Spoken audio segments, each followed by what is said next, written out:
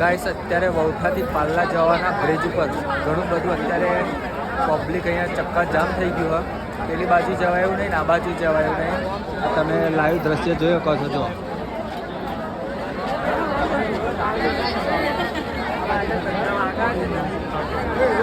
અને અત્યારે વાગ્યા છે 12:30.